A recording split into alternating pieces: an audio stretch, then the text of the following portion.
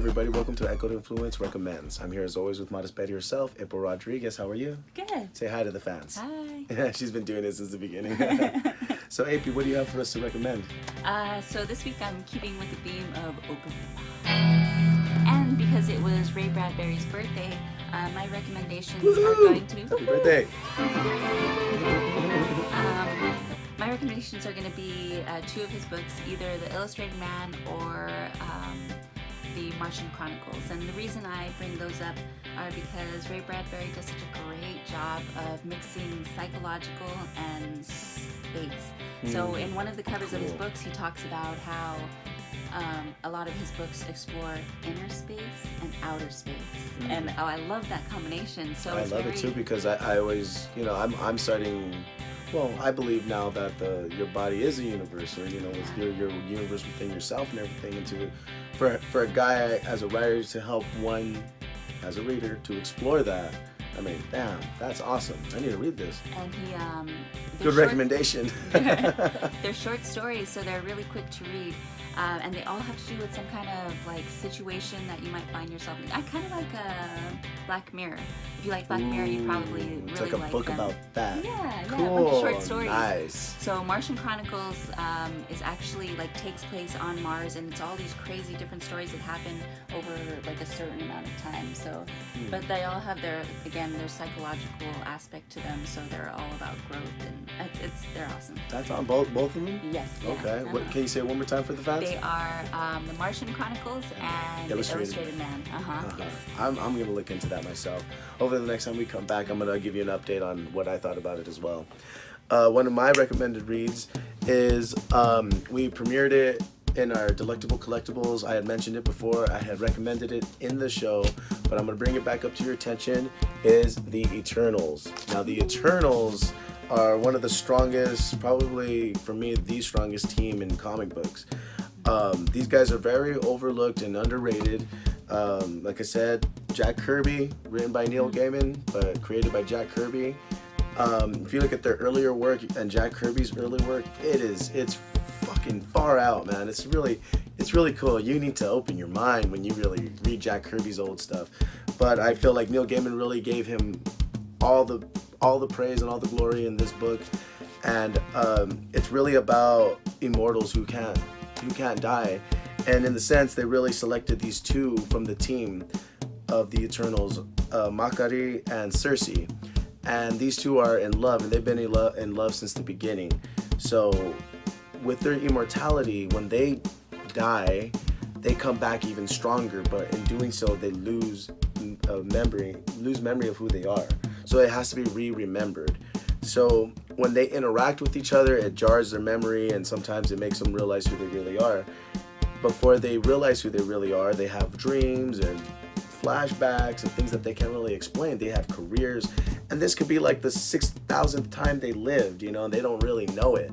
So I feel like that's what a human experience is, and they just put this in a book. So that's why I feel like this touches home so much for me.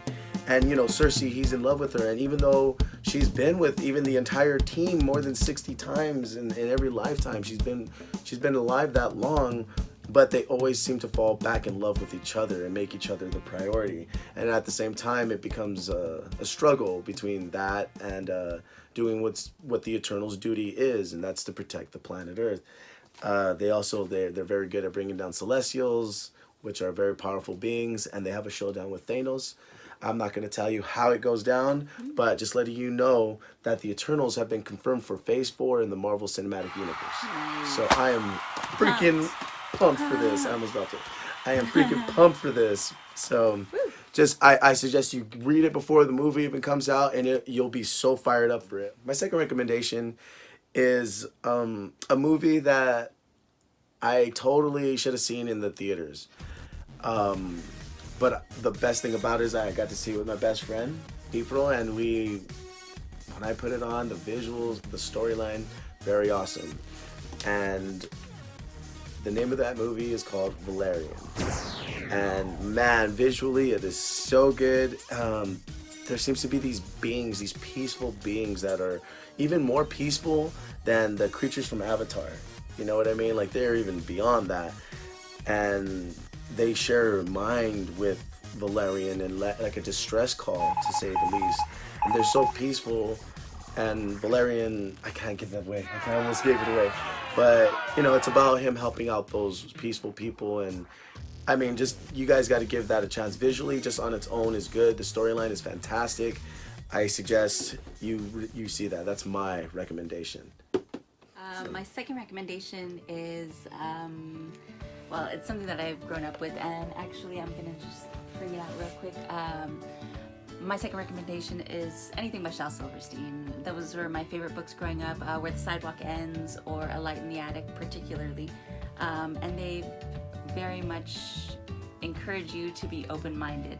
A lot of the poems and a lot of the things you read are silly, ridiculous things, so you kind of have to push the limits of your imagination to imagine these things. And so it inspired me to create, if you've seen before on my Instagram, create my creatures. Hey, look, there's Anthony in the middle. I sold one, that's why.